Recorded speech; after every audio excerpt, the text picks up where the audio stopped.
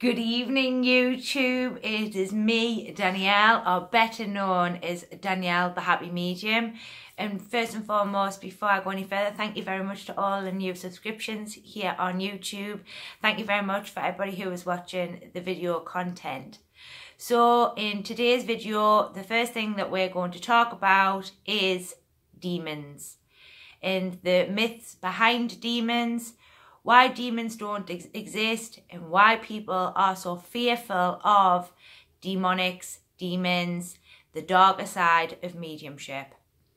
So as I am very, very aware, and it is a question that is asked quite a bit of me as a medium, is there such a side, Danielle, as hell, demonics, demons, and all these types of things that are associated with what I call the dark side of mediumship?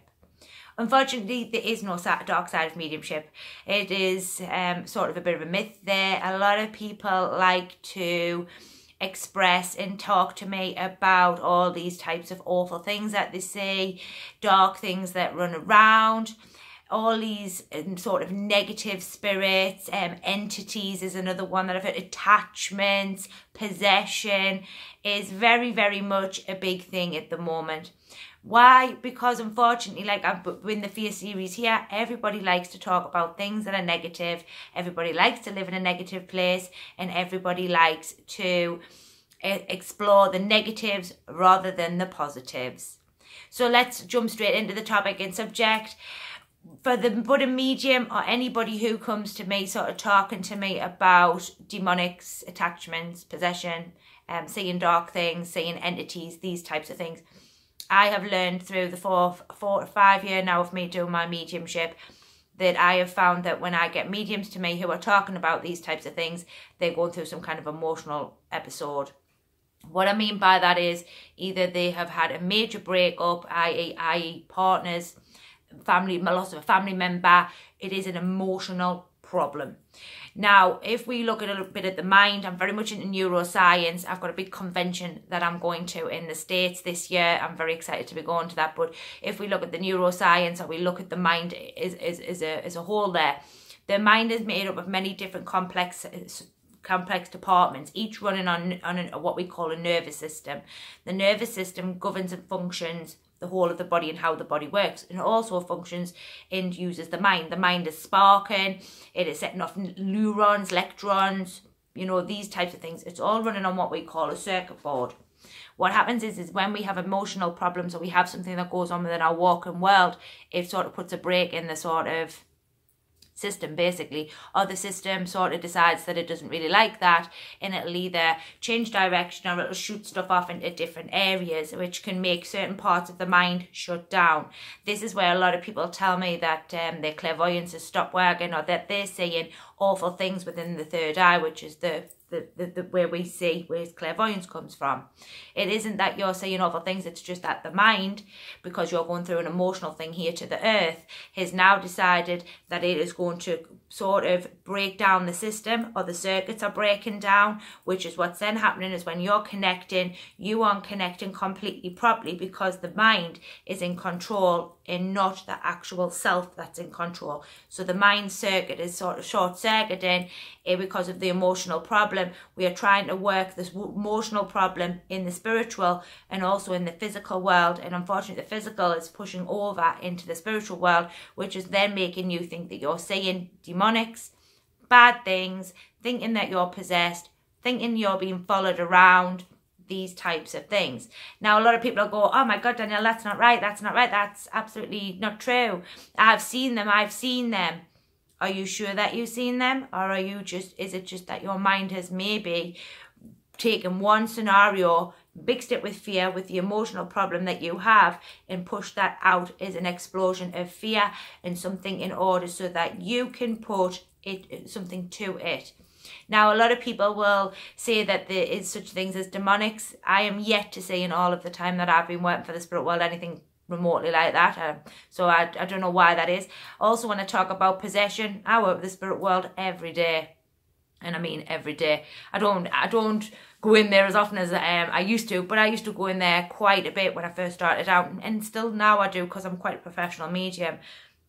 I have no attachments. I have nobody in my energy. I have nobody vacating or living in it or whatever it may be. There has been episodes of things that have gone on, you know, where I've done things in the spirit world with energy-based scenarios. But again, that's something that I was very aware of there.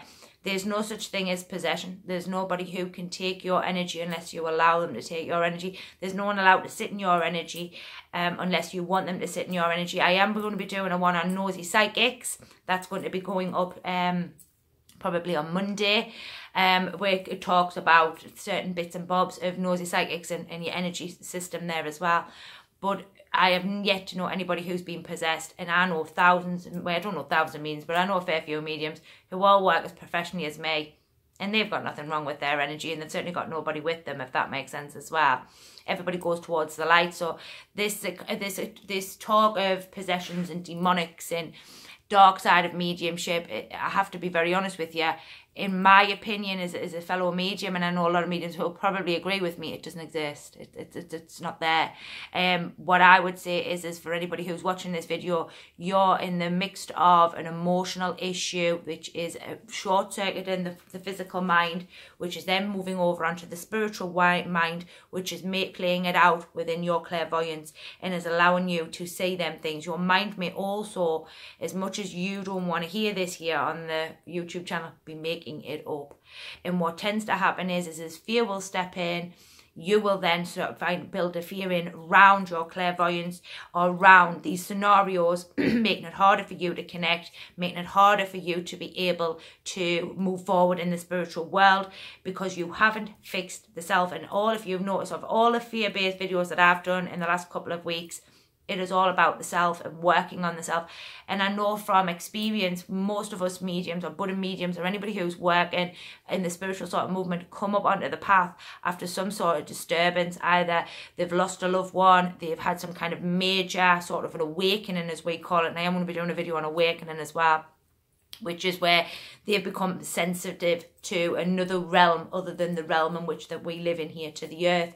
And that can have a massive shift in the conscious mind, which is then trying to work through that while working through the emotional problem, which then bleeds over onto the spiritual side. The spirit world, as I've said before, never changes. It is what's going on in the conscious mind, which is then leaking over or short-circuiting and pushing over to the spirit world, and the spirit world is then blamed for it. Best thing to do is fix the self, find out what the emotional problem is and address that. Some people it can be heartache, some people it can be that they've had a very stressful experience, somebody's lost children, whatever that may be. And grief and emotional problems will cause havoc with the mind. It will cause havoc with your body there as well. So you have to go away and address these things. Once you address them, you'll probably find that, you know, you may need to take some healing, which is spiritual or Reiki healing there, which can be very helpful for these things. But it's only a help. It's not a solution. It's only a help. The solutions come from within, and learning to accept some things about yourself, or learning to accept that some things will never change. And ultimately, you have to address that, address the grief, and take one step at a time there. So in connections to demonics, anything that's dark, of the other side of mediumship, you know, possession, these types of things, do they exist? Unfortunately not in the spiritual world that I am aware of. For them who are experiencing these things or saying that they have these things, please don't think that I'm making fun of you in any way, because I'm not, because probably to you it's very, very real. But what I will say is if you actually go back and look, there will probably have been some sort of emotional problem, there'll probably have been a fear in there somewhere, or there'll be something that has triggered that off and is ultimately allowing you to be able to see them things that ultimately, unfortunately, are not there. So I've been Danielle, better known as Danielle the Happy. I'm sure we're going to get a lot of comments on this one.